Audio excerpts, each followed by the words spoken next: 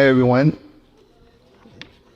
It makes me so happy to see everyone's wonderful smile on this day at the mission headquarters in America, where we have gathered for the April monthly service, having just completed this music and dance the songs for the service as taught to us by God the Parent through Oya-sama, the fathers of Tenrikyo. It is now my time to deliver this month's sermon. For some reason, it doesn't feel like this is the third time delivering the sermon for the mission headquarters monthly service, but it is. I think because the last time I spoke was for the December 2020 service, which of course the virtual of the COVID-19 pandemic. To be honest, I have a difficult time gathering ideas of what I want to say this time. I apologize in advance for my shortcomings as a speaker, and I hope you can get something out of my talk today. I would like to ask for your kind attention.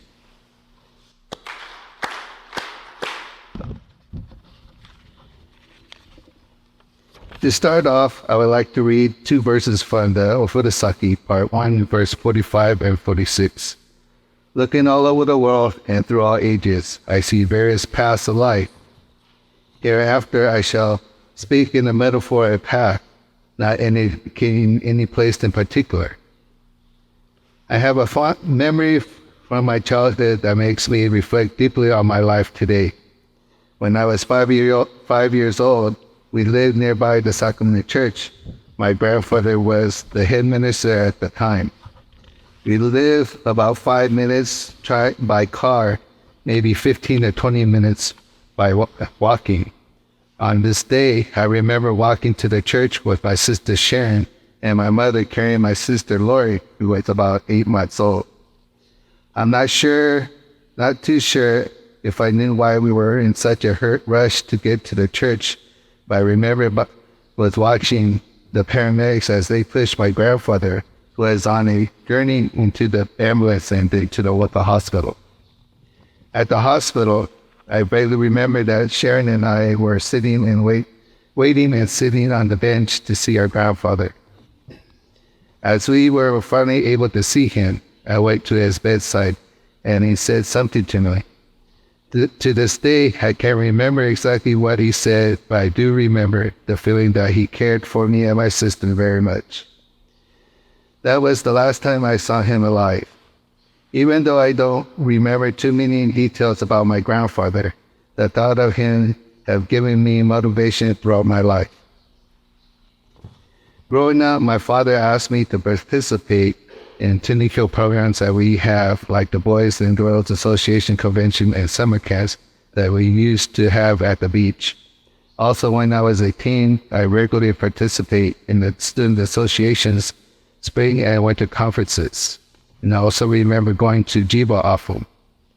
I participated in the summer children pilgrimage a few times.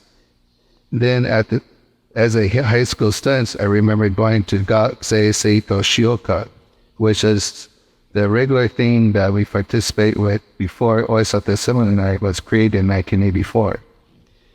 In 1984 and 85, I spent 2 entire summers of the Oisata Seminary.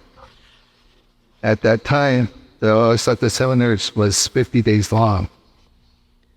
I'm sure my parents encouraged me to participate in all these programs so that I could learn more about the teachings.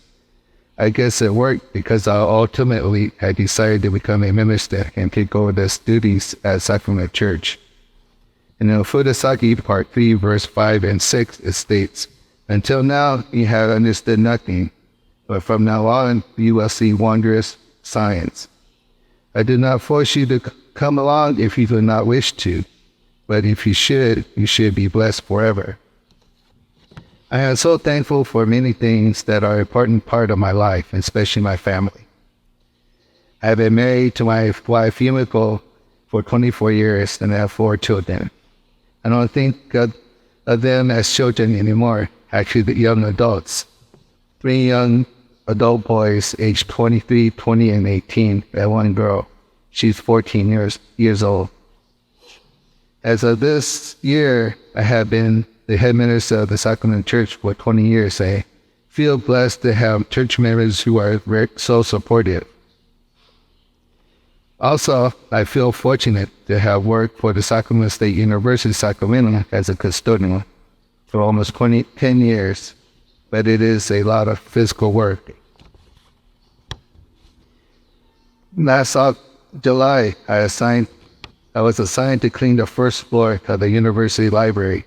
Part of my duties is to collect bags from the 3 compartment bins that contains recyclable trash and compost in the breezeway. Unfortunately, I ended up putting all the bags together as trash because most of the students aren't paying attention to the directions on the bins. I really wish they would be more considerate. Later in my shift, if I have time, I wipe down the tables and benches or use the leaf blower to blow the leaves and loose trash around the area. Sometimes I get a break from standing and use the writing machine to clean the pavement and the breezeway. There are more buildings that I am also responsible for, but I will go into more detail. However, from December of last year, the university dean, who is the person in charge of the library, mentioned that the main and other stairways are not as clean as they should be. I tried my best not to take this personally, because in our department we are short-handed in our area due to many of the employees either recently retired, left for other well-paying jobs, or can't handle the hard physical work. I do my best to clean where the area needs to be cleaned the most first, and then I get to other areas if I have time. Occasionally, when I'm collecting the trash or wiping the tables in the breezeway, I have students thanking me for the work that I'm doing. Often these comments come at the perfect time when I'm not having a great day, and it really helps me get through my shift. These are the times that I know that God apparent and oil somehow watching over me to make my days go smoothly.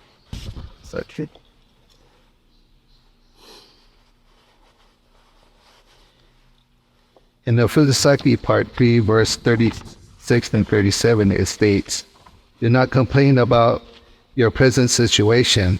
A broad path will appear ahead of you. Do not grieve over whatever path you are now on. Take delight in the main path that lies ahead." When I started working for Sacramento State, my hours were from 4 p.m. to 12:30 a.m., Monday to Friday. This meant that I was barely able to see my kids when they were going to school. Coming home exhausted, my generous wife would let me sleep in as she performed the morning service and take the kids to school. The only time I really saw my kids were on the weekends. Now that our children have grown, she started working regularly Monday to Friday. From Wednesday to Friday, she goes to work early, so now I regularly wake up to perform the morning service and make sure that my daughter Brianna is ready for school, and also make sure that my third son Brady is prepared for his work. In the Kakisage, in the last paragraph, it is written, "One thing more I shall teach you the first truth. First, I desire extraordinary models in every community. The basis of teaching others is how you carry on each day, carry on in your occupation each day. This is important. I am especially thankful for this teaching because it helps me keep my mind on the right track. In my mind, it is due to our faith in God apparent and always something that things have continued to go well with our family." Last year, my second son, Brett, graduated from the Tenrikyo Language Institute in Tenri. He was there to learn Japanese for 1 year and came back in March. I am grateful for the teachers and classmates for helping him keep focused enough for him to complete the course, and also thankful for the many people from the Mako Tsunesho for looking after him. Also, my oldest son, Bryce, was in Japan at the same time, as he did Hinokshin at the Mako Gary Church in Nagoya for 1 year and a half. helping to prepare for the Meikyo's 100th anniversary, which was celebrated last October. Most of them are now at home helping us around the church and perform our monthly services. I am also grateful for the support and participations of the members of our Sacramento Church. Last year, thanks to the end of the coronavirus restriction, many followers from our church were able to return to Jiba. In the summer, 5 of our members listened to the basic lectures and 3 attended the Osaka seminar. Out of this group, 5 were blessed to receive the truth of the Sasuke. Also, 1 church member participated in the summer Chojo pilgrimage with the American group. Also, last October, 14 of our church members attended the Meiko Grand Church 100th anniversary in Nagoya and the Autumn Grand service in Jibo. At this time, 1 of my church members received the Sasuke on the 25th. And at the end of November, a different group of my cousin's family, 11 members in total, stayed at the Meiko Grand Church for a few days and later returned with 2 of them attending the basic lectures. I am so grateful that many members returned to Jiba last year and 7 of them received the truth of the Sasuke. In 3 months, the Shinbasu-sama's wife and Daisuke-sama are attending the Women's and Young Men's Association Convention on Saturday and the mission headquarters 90th anniversary on Sunday.